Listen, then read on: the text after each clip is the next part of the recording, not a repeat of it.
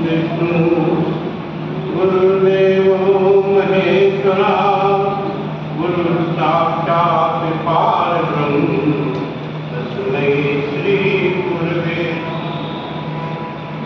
बड़ा हुआ तो क्या हुआ जैसे पेड़ खजूर, पंछी को छाया नहीं फल लागे अति दूर।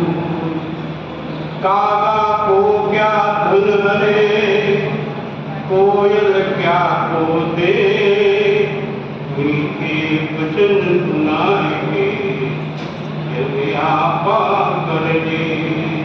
बोलिए सद्गुरु भगवान की जय।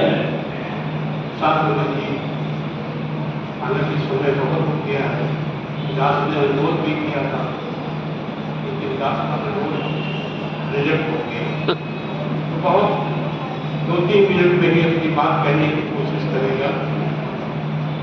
साथ संगत जी, हम लोगों के जीवन में, सभी के जीवन में दुख भी आते हैं, सुख भी आते हैं। जब सुख आता है तो हम बहुत खुश होते हैं और दुख आता है तो हम परमपिता परमेश्वर को भी, उनको भी नहीं छोड़ते और यही कहते हैं कि हम तो बहुत अच्छे काम कर रहे हैं, अच्छे कर्म कर रहे हैं, फिर ये दुख क्यों आता है? ये दुख और सुख आना ही है, हर एक के जीवन में आना है, चाहे जैसे आओ। और ये हमारे प्रारब्ध है, प्रारब्ध है हमारा, जो हमने कर्म किए हैं उसका फल तो मिलेगा। और ये जो फल मिलता है तो अच्छा फल मिलता है वो खुश होते हैं, खराब फल मिलता है तो हम दुखी होते हैं। केवल 2 मिनट में अपनी बात कहेगा था कि एक सेठ था, बहुत अमीर था, बहुत पैसा था।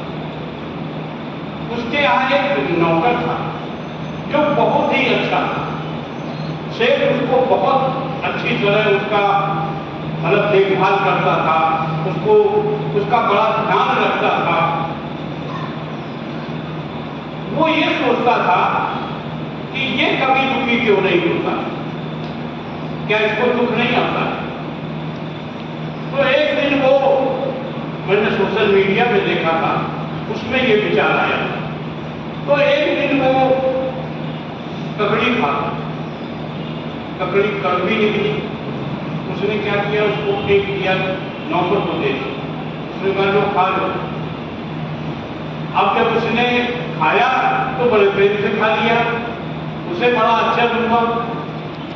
उसे ये लगा कि हम तो इतनी कड़वी खा नहीं पा रहे, ये कैसे खा गए? तो उसने पूछा कि भाई तुम कैसे खा गए, ये तो बड़ी कड़वी थी। तो देखिए उसने क्या उत्तर दिया।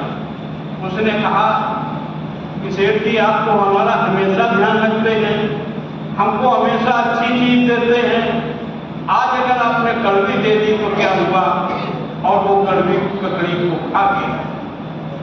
उसका कहने का आशय ये था कि परमात्मा ने अगर हमको सुख दिया है तो जब हम उसको भोगते हैं तो हमें दुख भी उसी तरह भोगना चाहिए।